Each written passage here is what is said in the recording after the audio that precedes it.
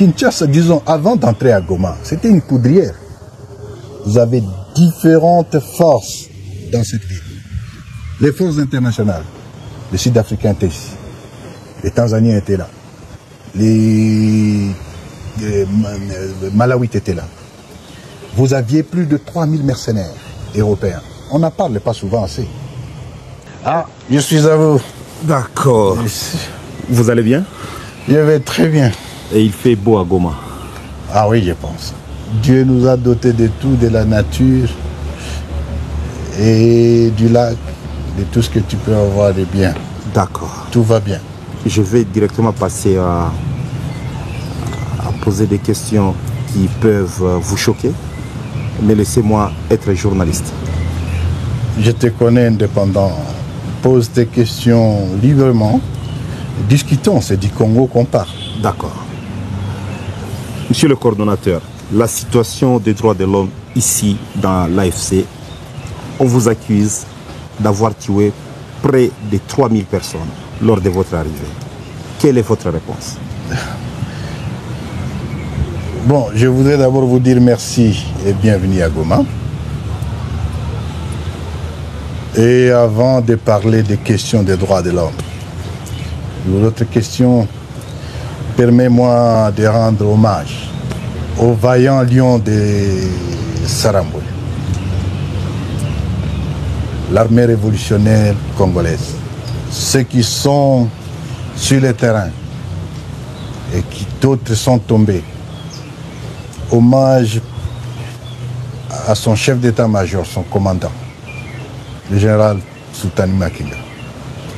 Mais hommage aussi à ceux de ces combattants et cadres de l'AFC qui se sont donnés, qui se sont sacrifiés et qui se sacrifient encore pour la libération du Congo. Maintenant, revenons sur votre question touchant le droit de l'homme. Les droits de l'homme. Et les 3000 personnes. Je pense que nous sommes dans une lutte. Lutte pour les changements. Lutte pour la paix. Lutte pour la dignité des Congolais. Il y a un prix à payer. Mais cette lutte-là va de tous les sens. Il y a la lutte militaire, mais il y a aussi la lutte communicationnelle. Mais il y a aussi la lutte des mensonges. On utilise les mensonges comme une arme. Ça, ce sont des allégations mensongères. Et pour ça, je ne vais rien dire. Je vous dirai simplement que c'est des mensonges. La question est claire, que ce sont des mensonges, des allégations et un rapport est en cours de présentation qui sera fait bientôt sur la question. Avant votre arrivée ici, ou bien avant la prise de Goma par les forces de l'AFC, il y a deux députés nationaux notables. Je peux citer un, Hubert Foulougoutaï, qui décriait la situation ici, on tuait chaque jour. Il parlait même du départ de certains officiers des FARDC parce qu'il y avait des tracasseries dans la ville de Goma. Est-ce qu'aujourd'hui, quelle est la situation dans les villes ou bien les zones sous contrôle de votre administration? Hommage à nos agents de sécurité. Nous sommes arrivés à Goma, on a trouvé les pillages. Le pillage a été arrêté. Aucune banque n'a été pillée. La population a été plus ou moins prise en charge. Et aujourd'hui, il y a des témoignages. Tu peux faire une semaine, 2 semaines sans entendre un coup de balle. Tout ça, c'est le travail fait par nos agents de sécurité et de l'ordre. Il y a les changements. Mais entre-temps, c'est un processus. Kinshasa, disons, avant d'entrer à Goma, c'était une poudrière. Vous avez différentes forces dans cette ville. Les forces internationales, les Sud-Africains étaient ici, les Tanzaniens étaient là, les Malawites étaient là. Vous aviez plus de 3000 mercenaires européens. On n'en parle pas souvent assez. Plus de 3000 mercenaires européens étaient là. Vous avez en plus les Burundais qui étaient dans les opérations. À côté des FARDC, il y avait bien entendu les FDLR. Et bien sûr, il ne faut pas compter les civils, nos compatriotes à qui on a distribué les armes comme du pain. Et on les appelle les Ouazalènes. Et il y avait, il faut compter les contingents de la MONUSCO parce qu'ils étaient partis au conflit. Toutes ces forces hétérogènes, hétéroclites, sans commandement unique, c'était une poudrière qui avait créé l'insécurité, tracasserie, des barrières partout. Les cambistes, c'était les premières cibles, ils étaient tués tous les jours. Mais depuis notre arrivée, nous avons mis de l'ordre. Oui, je ne dis pas que la situation est devenue, nous sommes devenus au ciel. C'est un processus en cours et grâce surtout au professionnalisme de nos forces, la situation se stabilise. Les autorités civiles sont installées. Plus ou moins, on a trouvé qu'il n'y avait pas d'eau, l'eau a été installée. Ils avaient coupé l'électricité est revenue. La communication est là. Oui, d'autres challenges restent, bien entendu. Mais la situation sécuritaire se stabilise. Au moins, c'est un défi qui reste parce qu'on doit continuer à récupérer les armes et distribuer aux civils et à tout le monde. Il y a des bandits qui circulent encore et qu'on sort. Voilà la situation. Donc aujourd'hui, la situation tend plutôt vers le bien. D'accord. Et j'ai essayé un peu de parler avec la population. Sincèrement, la population n'en peut plus. Pas de banque à Goma. Votre CADECO semble ne pas être encore opérationnel. Qu'allez-vous faire? La situation, vous dites que la population n'en peut plus parce que les banques ont été fermées. C'est une décision délibérément prise par M. Tshilombo pour punir la population de l'Est. Parce qu'ils sont swahiliphones. Les banques sont fermées sur ordre de Tshisekedi. Ce que je voudrais dire, que ça ne procède que d'un crime de guerre. Ce n'est pas une tactique de guerre, pas du tout. Les banques sont fermées par Kinshasa. Je voudrais dire ici et prendre la communauté internationale en témoin. L'argent détenu par ces banques n'appartient ni à l'État congolais, ni à la famille de Tshisekedi, et moins encore aux banquiers. L'argent appartient aux épargnants, à la population, aux enseignants, aux agriculteurs, aux opérateurs économiques, aux médecins qui vivent à l'Est. Ils ont pris la décision de fermer les banques. En fait, c'est une tentative de vol. Ils veulent voler l'argent des gens du Kivu. Mais c'est une situation difficile que nous gérons. Nous ne nous plaignons pas. Qu'est-ce qu'un enseignant a à voir avec la révolution? De toute façon, nous, les responsables de la révolution aujourd'hui, nous n'avons aucun compte dans les banques. Entre-temps, devant cette situation, on ne va pas rester les bras croisés. Nous sommes en train de prendre des solutions alternatives. Et c'est de là que tu parles de la CADECO. Ce n'est pas ma CADECO. La CADECO n'est pas à moi.